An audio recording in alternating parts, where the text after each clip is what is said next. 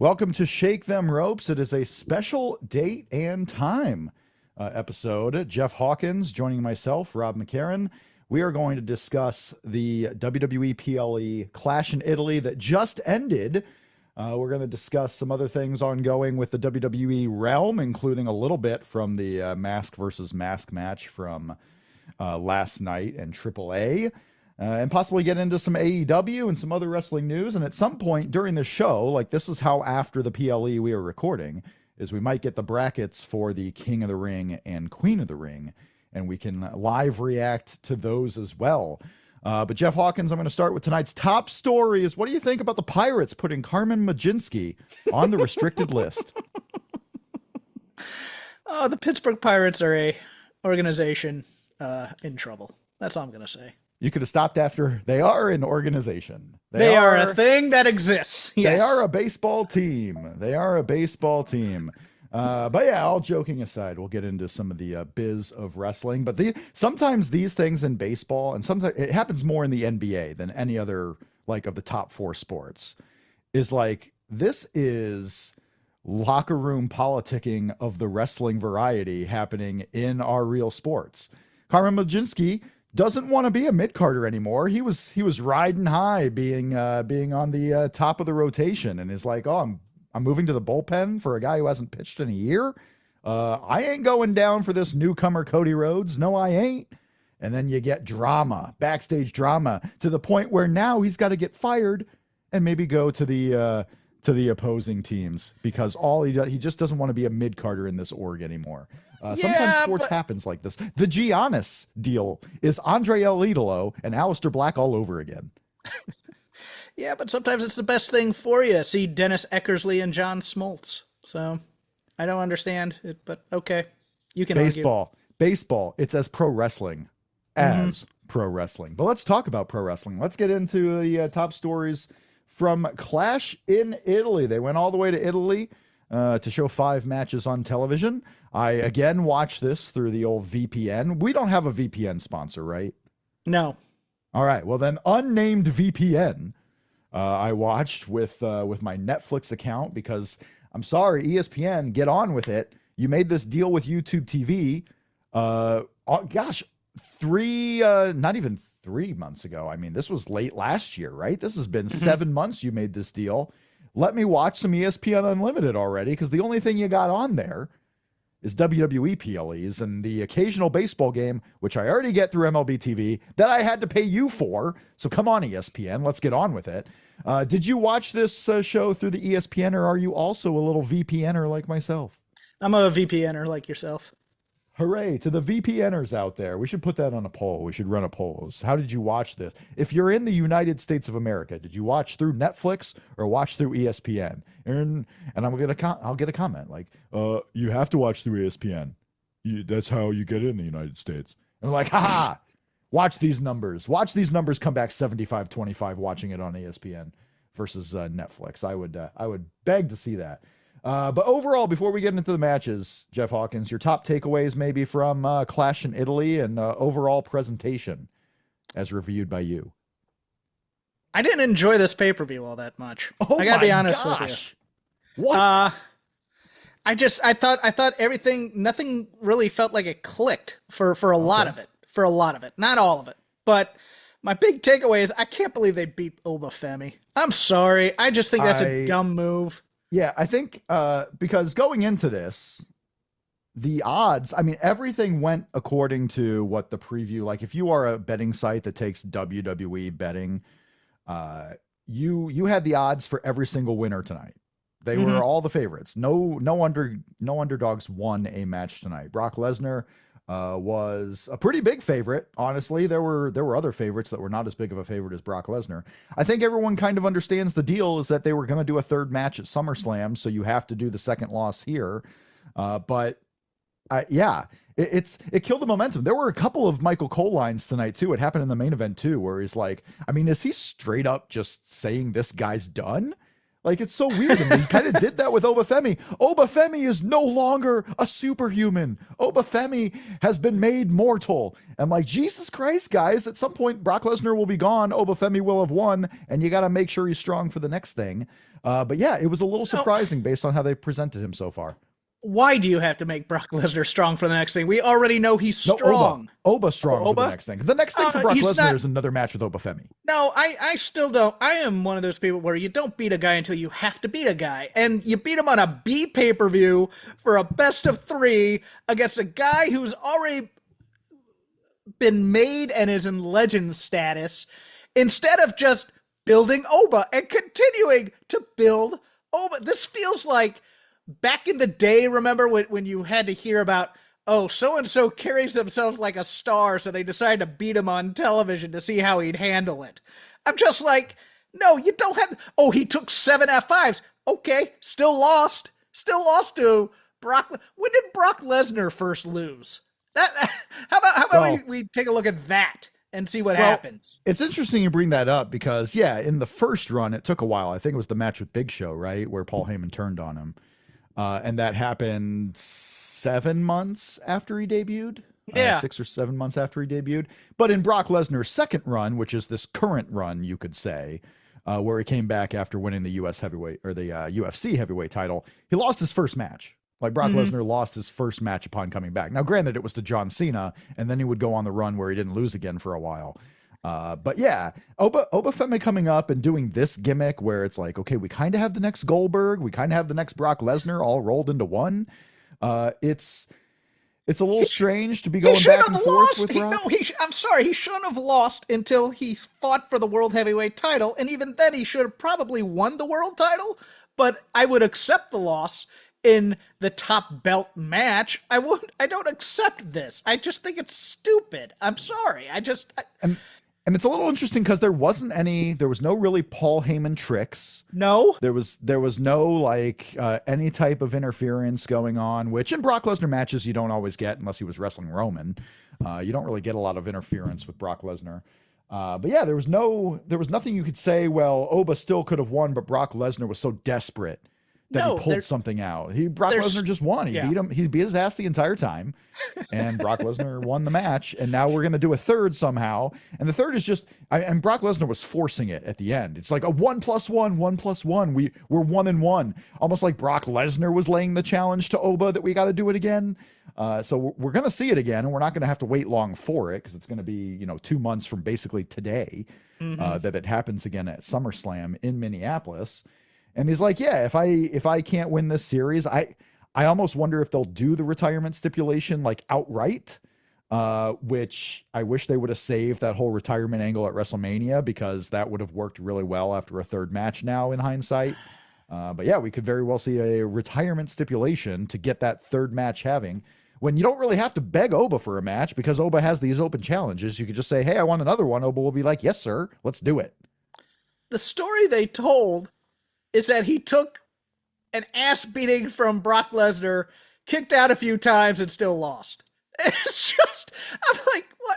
And you know what the third match is going to be? It's going to be Suplex City, where Oba survives suplex, like 30 belly to back suplexes, and then pins him. And I'm just like, yeah, I hope not. I'm not trying to fantasy book here, but that's what they should probably do. What a lot of people thought they might do at WrestleMania is where Oba just wins in a minute and a half. I mean, that's where you should probably just be like, Obafemi ain't playing around now.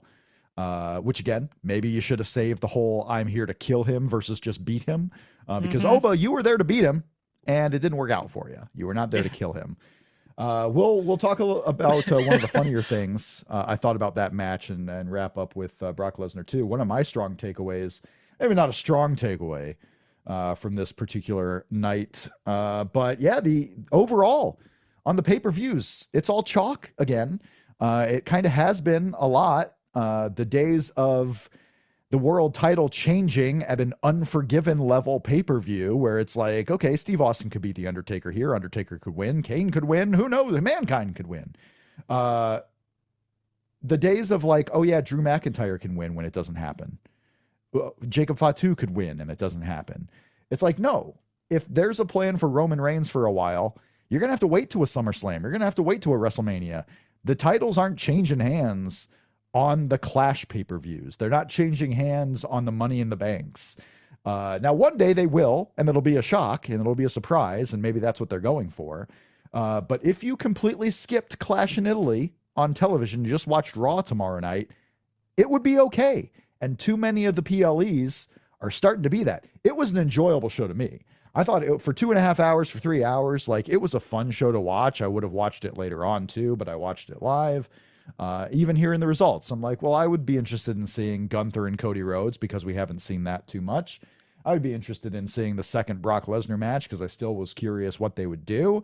I'm curious to see if Sol Ruca is going to end her life on that stupid finisher she has again. But at the end of the day, it's all chalk. My takeaway is I don't need to watch Clash of Champions. I don't need to watch whatever Clash comes up next. I don't need to watch these shows, especially if they're happening at 2:00 on a weekend day. I don't need, these are not must-watch events. I think you got to my big issue. Now, I said I didn't enjoy this overall. I'm not saying that the wrestling was bad necessarily, because like Cody and Gunther was good. Cody and Gunther was good. I mean, I'm glad I watched Brock Lesnar and Obafemi. Yeah. But again, you never believed. You never believed in any of the emotion of the non-chalk person, or even like you knew Sol was going to win this after Saturday night's main event. What happened there? I thought. Good guess. Honestly, the fact that they were so persistent that this match would happen and even risked like further injury to Sol Ruca, it's like, well, yeah, they clearly have a plan that's for her to win. Because otherwise, you could push it back to a Raw if she was just going to lose. Yeah, Sol and Becky were having, I mean, they didn't have as many issues as Rhea and Jade, but I mean, there was some timing stuff in there. And you know what? When you said it felt to you like they had lost faith in Jacob Fatu, I think they've lost a little faith in Sol Ruca because she can't do the high flying stuff consistently. And that's a death knell for those types of people when it's your finish. Roster. She has to come up with a secondary finish and soon. And she's going to have to win some matches with it because there's a shelf life on the Soul Snatcher for sure. And it's not just because of age and athletic ability. There's a shelf life because someone will get hurt on that move, or it will just look too ridiculous on too big of a stage to where you're not going to be able to do that anymore. Well, that and the handspring tope over the rope or whatever it is, where she goes to the floor and she almost clipped the rope that time, and she's had knee surgery already. I mean, it's one of those things where where it feels like, yeah, we brought her up, and yeah, she was on a hot run in NXT, hitting everything every time, and now there are times, I mean, like even on the springboard when she was going for the clothesline, she had to kind of wait for a second there. Becky had to wait for a second before she got the manhandle slam on her there. It's one of those things where the timing is off with all the Soul stuff from the other person. And so you don't get that same smoothness that you have in NXT when you're rehearsing it all week. Yeah, we do have, we'll get to it in a moment, but the King of the Ring brackets have been announced. The Queen of the Ring brackets have been announced. So we'll get to that in a little bit here. So yeah, interesting pay-per-view. I mean, even with all chalk, like at least it gets us forward to the late summer of WWE. They still have a few of these European shows, like Raw tomorrow is going to be literally in the morning your time. It's 2 p.m. Eastern, 11 a.m. Pacific, live on Netflix. SmackDown will be during the day as well. Or well, it'll be shown later, but it'll be during the day, so you could use your VPN to watch it live on Netflix as well. On Friday, so they got some tours. They announced a Mexico tour coming up as well, with Raw and SmackDown going to Mexico City. AAA is going to have part of Triple Mania in Las Vegas, so they're getting a United States event as well again. So a lot of upcoming shows announced. Of course, all this leads to Clash of the Champions, which is going to be where King of the Ring and Queen of the Ring finals are held. And that's going to be in Saudi Arabia. But let's go through this PLE that we had today, Clash in Italy. It did open up with Cody Rhodes versus Gunther. Good match. Cody Rhodes ends up winning. despite the odds, the one match I thought could have been going against the betting odds was this one walking in. I almost could have seen Gunther. I know Cody Rhodes, you have all these European tours and you have the Mexico tours. You want, big babyface Cody Rhodes probably to be selling tickets on these and be a big top babyface. I feel like he could still do that even if Gunther wins. You could have had some type of interference. I thought maybe Randy Orton shows up here, possibly. But you got Cody Rhodes defeating Gunther in somewhat of controversial fashion because Gunther's feet were under the ropes from the start. And I didn't actually see that. When this Cody Rhodes gave Gunther the crossroads, and the angle we saw was opposite of Gunther in the ropes. So we saw Cody Rhodes hook a leg, and then at the 2 count, hook it even deeper. And I was like, well, that was kind of weird. Usually you don't see movement at the 2 unless it's a kick out. It was not a kick out. Cody Rhodes wins, and then all of a sudden, after what felt like an hour, we saw a replay where it showed Gunther's foot under the rope. So he's berating the referee. He's arguing with the referee. I got to figure this will come into play somehow, and we're probably getting right set to a rematch of Cody Rhodes and Gunther at some point. But Cody Rhodes is still your champion. 11 minutes, the match time for this undisputed WWE title match. I can't believe they did that ending. That ending, Cody Rhodes got booed. Well, I mean, he's going to start getting booed. Like we talked about this going into WrestleMania and the European crowds, especially, who were cheering Brock Lesnar over Oba, by the way.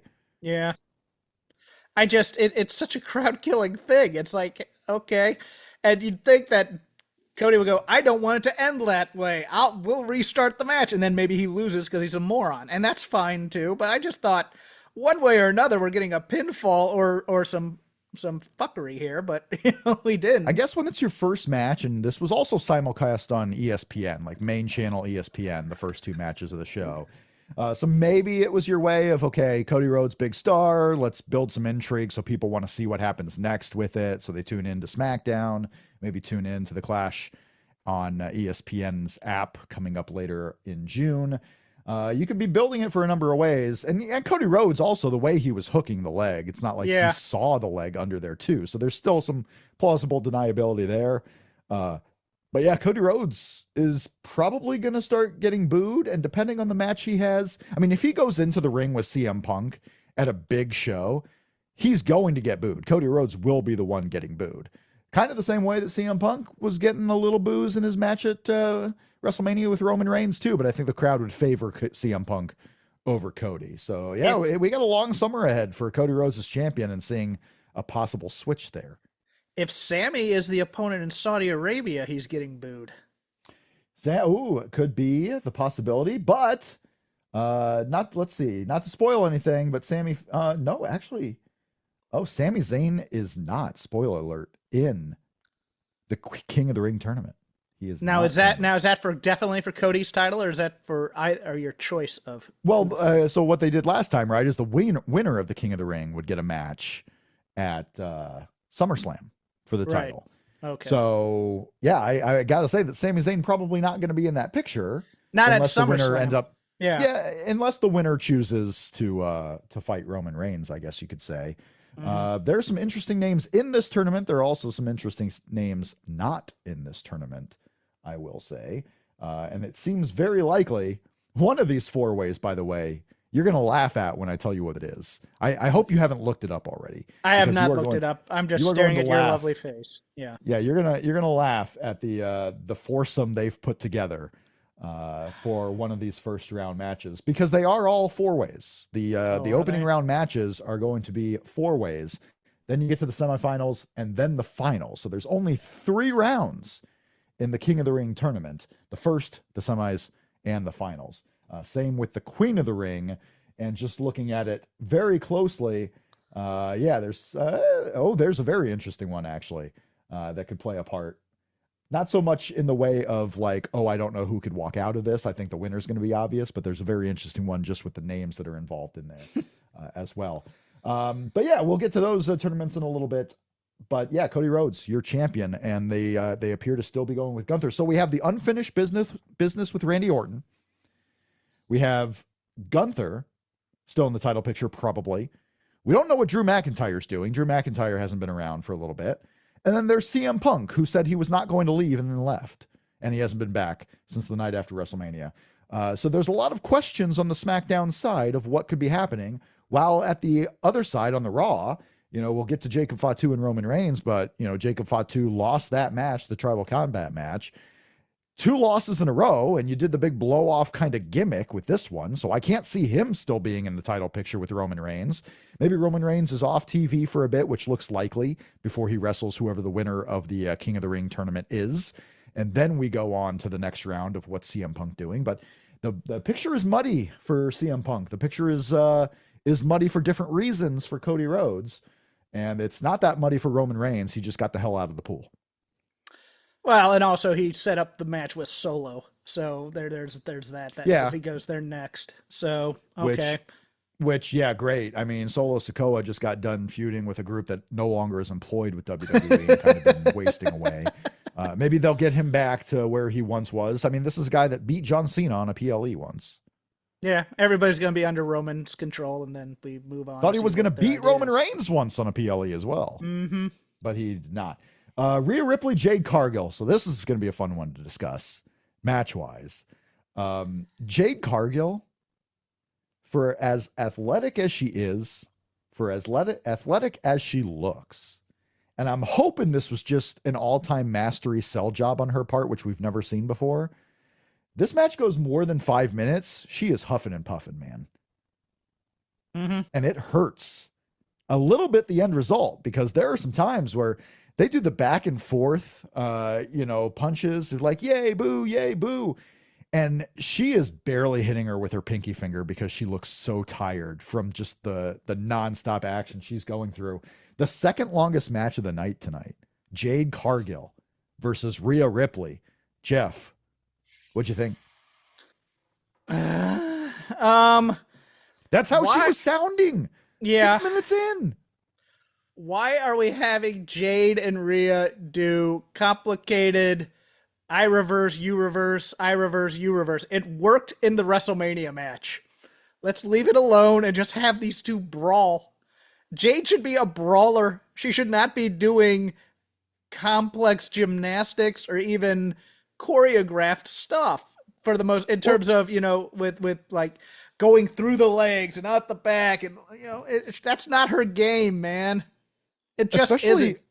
Especially when this is not AEW. Like, she doesn't have to do that shit just because the booker wants to see 12-minute matches of high flying and spot fest. Right. This is WWE that just had Obafemi and Brock Lesnar go out there for 7 minutes and do nothing but F5s. Literally nothing but F5s. She should be female Bobby Lashley on the main roster, and instead they're trying to make her do do-si-dos and stuff, and she's getting, like, there was one where she's like, halfway underneath Rhea's legs, and she's just kind of pumping her legs to get all the way under there to do the reverse, and you're just like, oh, this isn't going well at all. And go ahead. She should be female Bobby Lashley, but they're pushing her, and this is in WWE, pushing her like female Brian Cage, where it's like, you're bigger than everyone. You are a specimen, but you are trying to do tit for tat with the high flyers.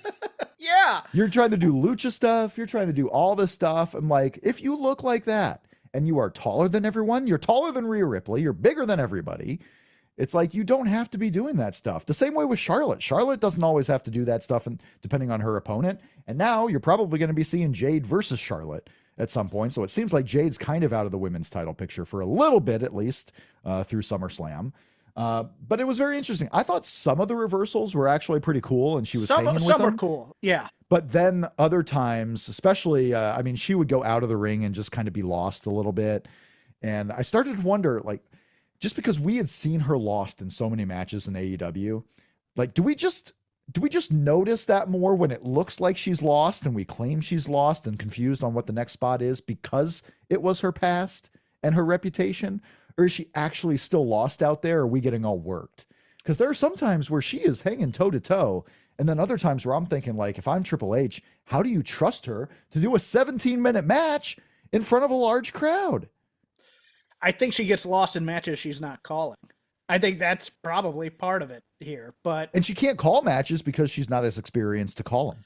Right. And the other thing, what you put was, Yeah, it's almost like somebody backstage signed Jade, they brought her in, they cooled down on her after the first run, and then they looked at her and goes, "You need to prove that you're a good wrestler now."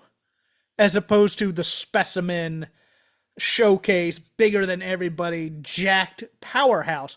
Because and probably somebody said, well, she's not as big as China or something like that. And just, or something dumb. And it's like, Big as China. well, China wasn't doing reversals and all that shit either. No, exactly. But that's the point. Is that they don't want to market her like that. They want to market her as, yeah, she's this specimen, but yeah, she's also a really good wrestler. And I'm just like, that second half doesn't need to be in there because she's a specimen and she can talk and she's a star. So why not just have her be a brawler? It's one of those things where I'm watching this and I'm just going, they gave them time. And your point is even better because like at the end, she's not going up for much very high, and Rhea's thinned out a little bit, so her strength isn't what it used to be. So she's like halfway up and dropping her. I was worried because Jade Cargill was a little tired. It looked like to fully go up, to fully push up for Rhea Ripley's finisher, and she was like just muscling her up. It was a very interesting match for a lot of different reasons. Like this is the one where I'd be like, if you didn't watch the show, go watch it to kind of see what we're talking about. It's 17 minutes. It was long. It was probably, these pay-per-views, 6-minute match for Brock Lesnar, 11 minutes for the world title and Cody Rhodes. 14, Becky Lynch and Sol Ruca got a good amount of time. This was actually one of those PLEs where the match times were a little bit longer because some of those WrestleMania times were all under 10 minutes. Let me ask you something about the match, though. Go for it. So when Michin and B-Fab come out and that foot on the rope spot gets botched, do you think the referee has to call it as a shoot when he saw her just go in the ring and grab the leg and go, okay, you're out of here? Do you think there was possibly some more stuff that had to happen there? Or do you think just Charlotte coming in and just cleaning him out was the plan? And I think it was probably executed well. It's B-Fab and Michin being the backup for Jade, but not the best backup for Jade, which is what the gimmick always has been. Jade has this backup just because those are the only people. They are riding Jade to the top because they are not good enough to ride to the top themselves. So you have these goofballs who don't know what they're doing in the background. I wish maybe they'll play up this story at one point. But yeah, these are the lackeys who are true lackeys in like these movies that are just dumb as fuck. I felt so bad. I felt bad because it looked like Jade was supposed to get her foot up there on her own, and then she took it off, and he's at 2, and B-Fab realized, oh God, I gotta get that foot back on the ropes, and so she's like jumping in the ring to grab the foot. Well, sometimes I think about that too, is like Jade forgets spots, so she's like, well, I gotta get my foot on the ropes. Oh shoot, I needed someone else to put my foot on the ropes, so I'm gonna take it off. And then she pulled it away too far, and you're just like, oh no. Because I really do think she's in the time of her career. Like, not everyone is Logan Paul. Not everyone is Kurt Angle. Right. She's in the time of her career where it's like, I'm thinking about the next spot, and I can't think about 3 spots ahead. Like, I'm not there yet. But she's been doing this for a while. This is one of those where it's like, I take Jade off TV for a little bit, maybe. Like, you don't have to do it right now. You can do it off. Have her go to the Performance Center and work 20-minute matches every 2 days. Okay. Like literally 20-minute matches for 2 weeks straight. She's just working 20-minute matches every other day, twice a weekend if you want to just do like the house show schedule. But have her go in there, have her be forced to call a match, have her be forced to put together a match. Do it on NXT house shows, do it somewhere where she is getting better. And maybe now with the US house shows coming back and you got some of these European shows, now is the time where you can have her go out there and do 15 minutes with somebody. And not a Rhea Ripley either. Like, have her go out there and be like, Jade, you are the star. You are wrestling Michin. She knows what to do. She knows what she's doing, but you're calling the match. Put it together with her beforehand. Don't practice any spots. Go out and call it to make sure everyone's on the same way. But no, I really want someone to just tell her, Jade, you are the bad bitch here. Mm-hmm. If something's not going right, just pummel the fuck out of whoever your opponent is and get back to it. Yes. Just get back to it. Don't worry about what the next spot was. Pummel the hell out of her until she's down. You're and then try to regroup. Use the ref for help. Just go learn a little bit about what to do when one little thing doesn't go quite right. yeah, and she had Danilo in there, who's the best women's ref they have, but it's like she gets Well, lost on the script, and then speaking of best women refs they have, it is Jessica Carr's good too. when the gimmick is that you have strife with the champion. Maybe you stop whoever the head referee is these days, which I think it's Bennett. I think it's Sean Bennett would technically be like the Mike Chioda of our generation. But there's no like true ref who always gets the main event. Rod Zapata gets a lot of the main events. So whoever the lead ref, whoever the Earl Hebner and the Mike Chioda of our time is, it's like, if I'm Michael Cole, why do we keep putting Jessica Carr in these matches? Even if she's not doing anything wrong, why are we creating the strife? Why is Jason Ayers not in the match and you put Jessica Carr in the main event? Why do we keep building up this strife? It's like Steve Mazzagatti whenever he'd get like main events in the UFC, and Dana White could not stand that guy because he'd always think he'd stop the match too early. And it's like, well, then why are we putting him in the main event all the time? Why do we keep doing it? Yeah, it's it's the Triple H Chris Jericho angle with Earl Hebner, where Earl Hebner would always get Triple H matches after that. It's like, everyone, maybe just sit him out this one. It's not a punishment, right? It's not, I mean, you could have had Jessica Carr in the world title match. That's not a punishment, taking her away from the Intercontinental title match, but it is just hilarious that we see her every time. And it's like, yeah, you're not doing anything wrong, but maybe we'll just move you to make sure there's no impropriety or air of impropriety on here. And Jessica Carr again got the Becky Lynch Sol Ruca match. And I know that one's not next. I know that one's not next, but let's get into it. It's a rib on all of us because people are convinced, oh, this is leading to a match with Jessica Carr and Becky Lynch. Nope, she's just going to keep getting Becky Lynch matches. I need to see at least something from like Nick Aldis or something, bringing her in and going, look, I'm trying to help you by squashing this beef between you and talent, because otherwise I can't have a referee working here who I can't use in every match, or whatever you want to do for it. It's not, this isn't you, it's me. All right. I want to make sure that I don't even have the brief look of impropriety going on. Right. I got to put you're promoted. You're going to get the women's championship match. And we're going to put Danilo in here and see if it really is you don't even have to go this far. See if it really is Becky or not. No, we're just changing it up a little bit because Jessica Carr in every Becky Lynch match, she was here in this Becky Lynch match.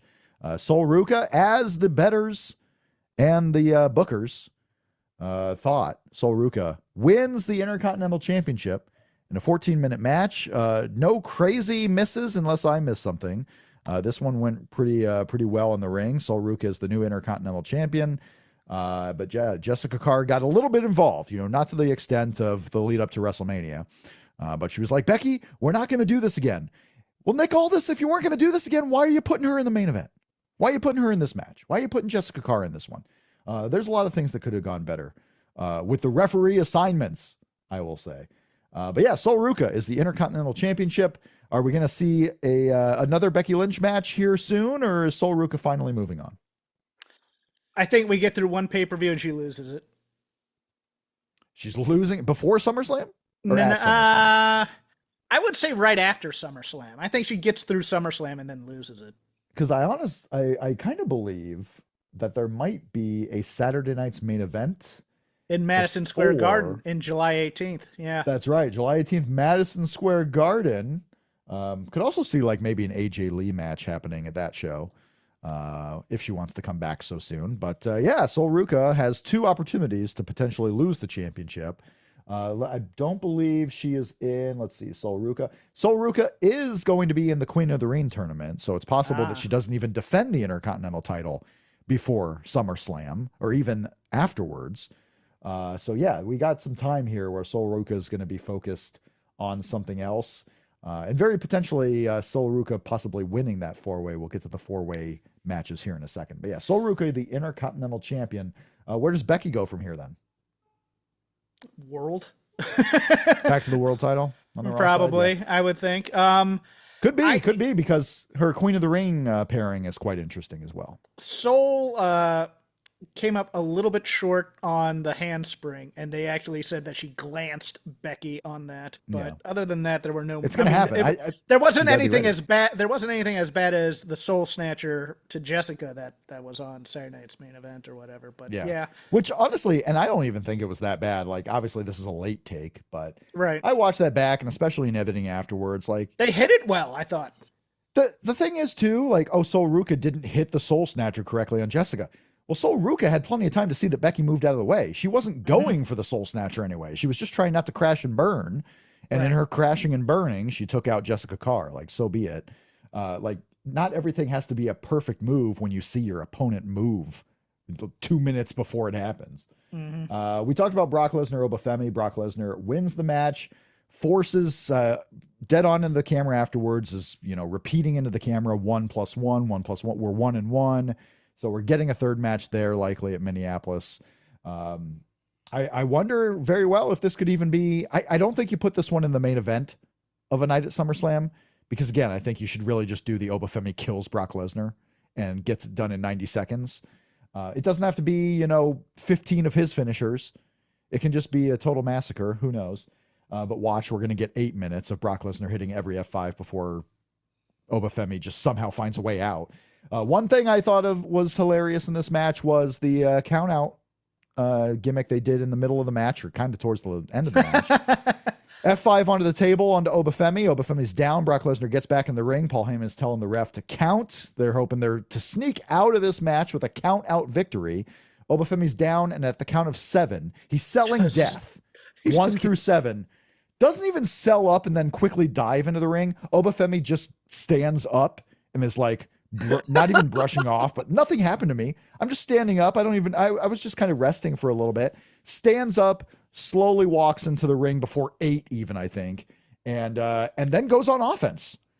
Charges at Brock Lesnar a bunch of times before being caught in an F5 and suffering defeat at the hands of Brock Lesnar. I thought that was kind of a funny spot. And I get you want to make him look like a monster, but at the same time, he had just taken all these F5s. He's clearly fine, and one more F5 puts him down for the count after all that deluge of moves onto Brock Lesnar. I thought the match was not as good as the WrestleMania encounter. The crowd was different too, because they were kind of in favor of Brock Lesnar. They were happy Brock Lesnar won. We are going to get a third, likely at SummerSlam. Although I could also see this happening. I know it's in Minneapolis. It makes sense to do it there. I can see this one main eventing a Saturday night's main event in Madison Square Garden too. Yeah, as to that spot, what it needed was the AEW fighting spirit roar, I guess, before going into the ring, and then he loses on the last finisher because, he just stands up, walks into the ring. I just went, what was Stands that? up and just walks on in there. I wonder if somebody turned to the agent in that match and went, what was that? I don't know, man. I told them to wait till 7. We didn't tell them. We're going to get an Unreal. We're going to get that whole match in WWE Unreal in the next season. It's going to be Joseph Park. Like, I mean, I told him to slowly get up, boss. Yeah. Told him to wipe himself off. I told him to do something. Instead, he just stood up and walked into the ring. Your main event, Roman Reigns, Jacob Fatu, Tribal Combat going nearly a half an hour. And we had Roman Reigns winning. Not a lot of bullshit in this one either, huh? No. It's like, and also they just had to go out of their way to say, oh yeah, there were people on the internet saying Jacob Fatu was hurt, but did you see that move? Ha ha ha, internet, go screw yourselves. It's like, you don't need to do that stuff. But yeah, just the injury. If the hand was going to be a story, I think the hand should have been a story throughout the entire match, as opposed to just when the toolbox came out. But that's me. Straight ahead, Jacob loses. Now he has to serve. I assume he'll not do it willingly, but we'll see. That's it, though. Yeah, it's not very interesting. It's just, okay, what's the next chapter to the next match? This was the blow off as far as Jacob Fatu going for this particular title. Roman Reigns is going to have some time off. He's not needed until SummerSlam. He's really not needed at SummerSlam, to be honest, but I'm sure he'll be on it. Because, yeah, you have the King of the Ring matches taking place for the shot at him. So yeah, SummerSlam is going to be him probably versus whoever the winner of the King of the Ring is. And based on some of these four ways, I think we all might be able to see. Let me, when we go through these King of the Ring matches, I immediately saw a path to victory for someone, and then an easy way to SummerSlam taking on Roman Reigns. So I think Roman Reigns is going to be the one, because also on the SmackDown side, there's so many potential challengers that why do you need to muddy it with a King of the Ring winner? But yeah, Roman Reigns wins. That is your pay-per-view. I give it 8 out of 18 stars. No, I don't know. My scale is way off. It was a good show. I mean, I didn't hate watching it. Because I'm watching it on Netflix with a VPN, there are breaks, 4 minutes long of just nothing, just a screen that says we will be right back. So the presentation on Netflix is not great for the international viewers, because literally it's match, video package, break for 4 minutes, and then another video package, either a match or another break. There's a lot of commercial breaks in there that last a lengthy amount of time, going nearly 4 minutes, if not more than 4 minutes. Okay. It's lengthy. It's lengthy. And you should know you watched it via an unnamed VPN. Someone, Yes. if you're a VPN company, sponsor us and we will sell the hell out of your VPN. That is your Clash in Italy. On the after show, which is happening right now as we record this, we got the brackets for King of the Ring and Queen of the Ring, with the finals taking place at Night of Champions, which is less than a month away, June 27th, going to take place in Saudi Arabia. So let's go through. Do you want to go through King first or Queen first? Let's go through King. I have it up right now. Okay, but don't look at these Queen ones. I want to surprise you. Okay. Or you can look at them. Just if you want to be prepared like a responsible professional, then go ahead and look at them. Okay. Our first round matches. So these are going to be 4 different 4-ways. I'm assuming not elimination. I would assume first pin matters. But we are going to have Obafemi in there against Solo Sikoa, Carmelo Hayes, and the Intercontinental Champion Penta. This one's interesting for the fact that Oba's going to be in there with the Intercontinental Champion. And Oba, I assume you want to kind of keep him strong. I think he's going to dominate this and probably beat Solo or Carmelo in this. But that is your first 4-way happening most likely tomorrow or today if you're listening to us on Monday morning, happening on Raw. These matches kick off on Raw this Monday, with matches also happening on SmackDown and then further Raws and SmackDowns going forward. Thoughts on the first 4-way: Penta, Oba, Solo, and Carmelo? So the winner of Night of Champions gets the title match at SummerSlam or at... That's right. Okay. Because I was thinking... Well, this is what happened last year, right? Is the winner got the title match at SummerSlam. I believe that is what happened. King of the Ring, they also receive... Yeah, it's a title match at SummerSlam. Why was I thinking Saudi Arabia then? I don't know why, but... Well, because the event is in Saudi Arabia. The finals will be in Saudi Arabia.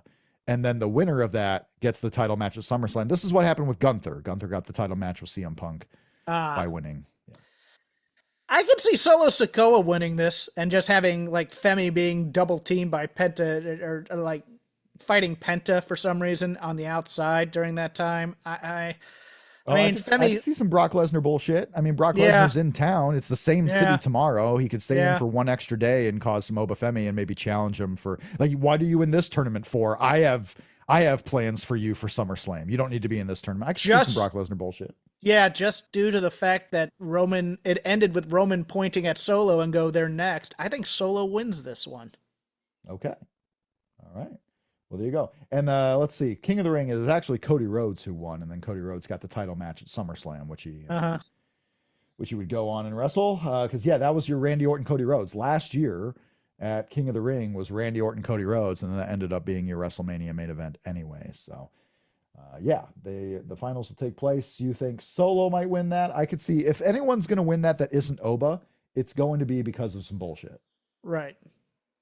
And a 4-way, you can do that. You can have a 4-way end up in, as they say, some of that bullshit. It would make for an interesting second semifinal match if Solo were to win, because your second qualifier to go on and face the winner of the first one, Dominic Mysterio, Braun Breaker, Trick Williams, and Damian Priest. So you have a whole lot of heels in this group. Going Because I mean, I haven't watched SmackDown religiously. Is Trick Williams still a babyface or a heel? Good Or question. still a heel, I should say. He's kind of a tweener, right? Yeah, and boy did I screw this up because I thought the finals was a 4-way to go. No, it's a The finals is not a 4-way. After Okay. the first round of 4-ways, it is all one-on-ones until we get to the finals. I think and Trick then the finals Williams- will be one-on-one. I think Trick Williams is winning this one. I could see. Well, then- I mean, part of me could see Braun winning this too. I mean, that's who I'm deciding between is Braun or Trick Williams. So Very interesting to put Braun back in a singles tournament like this when he's the tag team champion now that Logan is out. I would have thought Braun would kind of be. This is an easy time for you to step these single guys away from the singles matches so it doesn't hurt them to lose.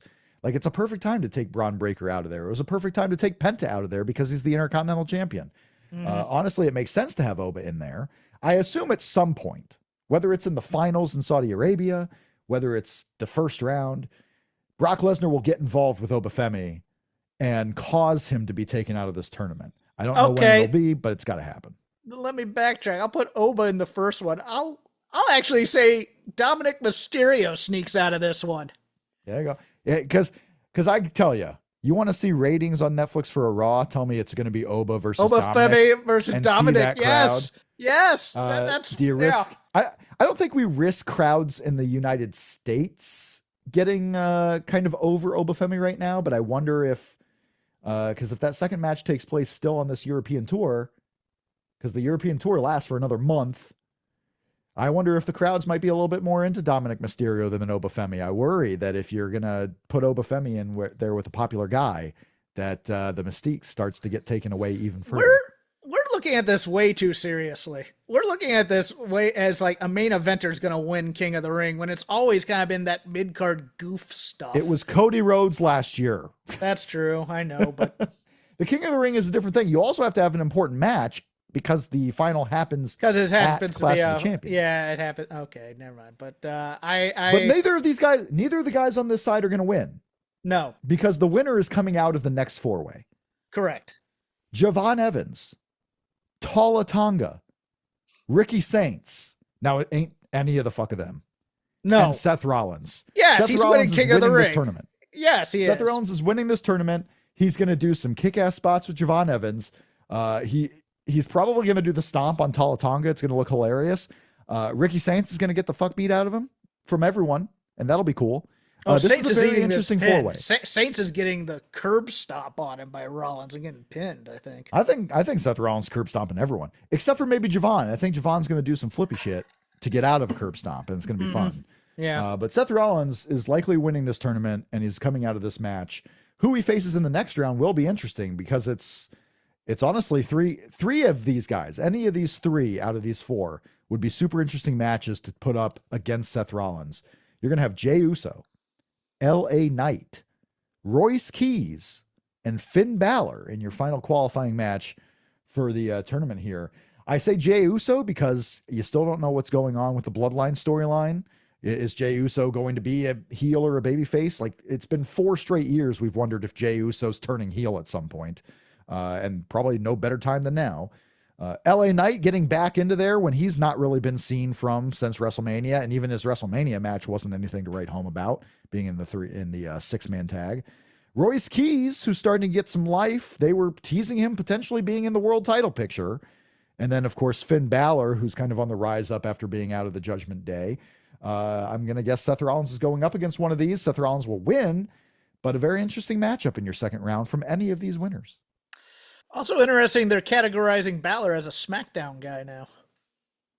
Oh, is that so? Yeah, Okay. well, on my Fightful bracket, there's is true. two Raw and 2 SmackDown, and it says Finn Finn Balor. Balor's now in SmackDown. So that could be very interesting for that side, given Cody needs a guy to go to dance with for a bit. I don't think Finn's ready for that yet. I don't think No, Finn's ready for that. but when I looked at this bracket originally, I thought, okay, Solo and Jey Uso for the King of the Ring. Yeah, I just thought it sure. was going to be that, but I'm going to go out on a limb. I think LA Knight wins this Okay. for some LA reason because Knight? they've been giving him the mini push. Well, if he goes up against Seth too, I mean, there's unfinished business with Seth. Yes, LA and Knight that's won the what last I'm 4 thinking. singles match with Seth Rollins. He won the Yeah. last singles match. So And then Seth gets his revenge in that round. Yeah, that's there you perfect. go. So there's some interesting fact there. Yeah, when I first, because I had up the old Wikipedia, they had not had the Raw and SmackDown color scheme yet, but now they have added that. Yes, Finn Balor on the SmackDown side. So that is my prediction is Seth Rollins. I think he's going to do it. There's only so many times in this tournament that you can make angles out of it. I think they're going to do the Brock Lesnar thing with Obafemi. They could do a Roman Reigns thing with Solo, even though I don't really see that happening. I don't think Roman Reigns is challenging anyone. It's like whoever wins this, Seth Rollins is going up against Roman Reigns. Okay, so who do you have on the other side then? I think Seth Rollins is going to go up against in the final. It's going to be Penta. Okay, that's a good match. I see Brock Lesnar sticking around in Turin and kicking Obafemi's ass and challenging him right then and there and making the first match official for SummerSlam. Penta somehow squeaks out of it, maybe pinning like a Carmelo. And then Solo just moves on. He doesn't have to be in the King of the Ring tournament to go on to potentially face Roman Reigns at some point. But next, I think it's going to be Seth Rollins.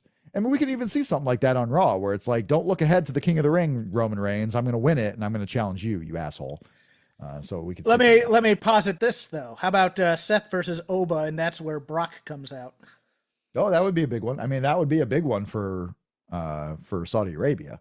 Seth versus Oba leading into that show. I could see that. I could see that.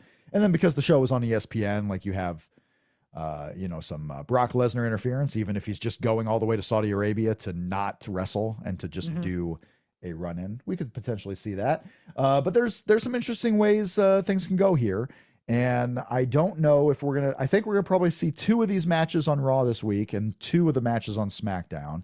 I obviously cannot be watching the post show of the pay-per-view right now as we're recording, but I would assume they'll split those up. Plenty of time to do it. On the Queen of the Ring side, the very first qualifier is the one I'm most interested in here, although there's a couple of interesting ones.